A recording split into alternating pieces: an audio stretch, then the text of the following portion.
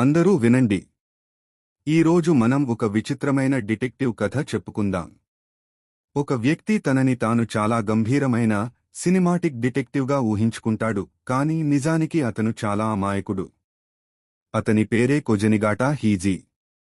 కథ మొదట్లో మన హీరోలు గింటోకి, షిన్పాచి మరియు కగురా ఒక పని మీద వెళ్తూ ఈ డిటెక్టివ్ను కలుస్తారు. ఆ సమయంలో హీజీ ఒక చిన్న కొట్టు దగ్గర కూర్చుని తెగ తాగుతూ ఉంటాడు. సరిగ్గా అప్పుడే అతనికి ఒక ఫోన్ కాల్ వస్తుంది. 10 ఏళ్లుగా అతను వెతుకుతున్న చౌగోరో అనే గజదొంగ మళ్లీ దోపిడీ చేసి అందరినీ చంపేశాడని వార్త అందుతుంది. హీజీ వెంటనే అక్కడికి వెళ్తాడు, కాని విపరీతంగా తాగి ఉండటం వల్ల ఏమీ చేయలేకపోతాడు.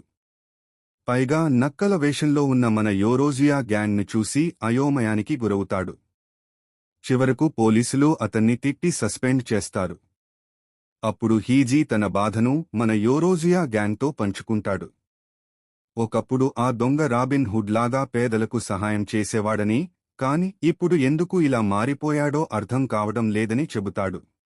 మాటల్లో అర్థమవుతుంది ఏంటంటే, హీజీ చూసేందుకు గంభీరంగా ఉన్నా లోపల మాత్రం చాలా పిరికివాడు.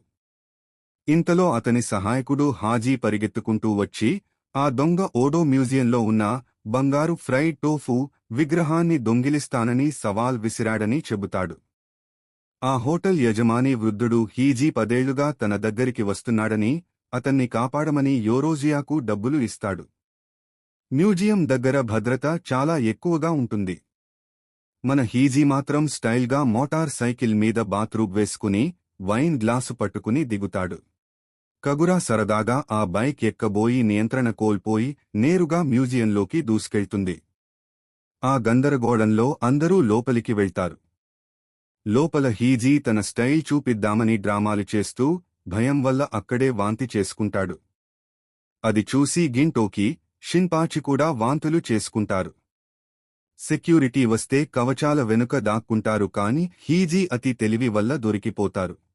సరిగ్గా అప్పుడే అసలు దొంగ చౌగోరో వస్తాడు. అయితే అక్కడికి వచ్చింది ఒక్కడు కాదు, చాలామంది దొంగలు వస్తారు. ఈ కొత్త దొంగల ముఠా పేరు రింగ్ క్యూబీ.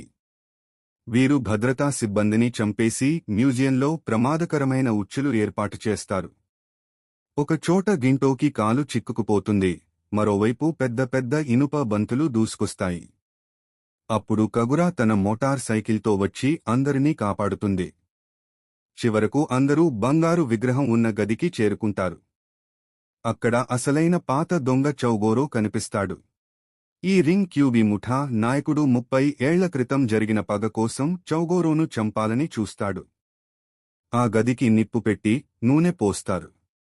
ఆ మంటల్లో షిన్పాచి చిక్కుకుపోతే చౌగోరో తన ప్రాణాలకు తెగించి అతన్ని కాపాడుతాడు, కాని ఆ ముఠా నాయకుడు చౌగోరోను కత్తితో పొడుస్తాడు.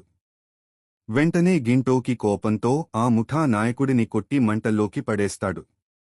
చౌగోరో తీవ్ర గాయాలతో హీజీతో చివరి మాటలు మాట్లాడి మంటల్లో కలిసిపోతాడు. విచిత్రం ఏమిటంటే, అక్కడ శవంగానీ బూడిదగానీ ఏమీ కనిపించవు.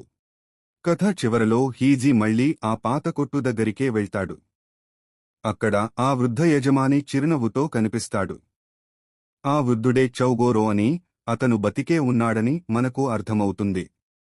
ఇలా ఆ హార్డ్ బాయిల్డ్ డిటెక్టివ్ కథ ముగుస్తుంది.